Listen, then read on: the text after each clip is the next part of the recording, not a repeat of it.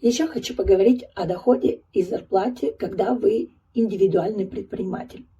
Потому что нужно четко знать, что ваш доход – это не ваша зарплата. Когда вы индивидуальный предприниматель, все деньги, которые заходят в ИП, это выручка, то есть это оборот, но это не ваша зарплата.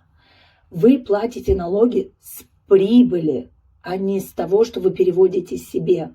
Поэтому многие путают, где бизнес, где личный доход, где не личный доход. В этом нужно иметь понимание и разделять, что вы не можете себе просто заплатить деньги, и вы говорите, вот это вот то, что я заработал. Нет, в индивидуальном предпринимательстве грань очень тонкая, и нужно немножечко в ней разобраться.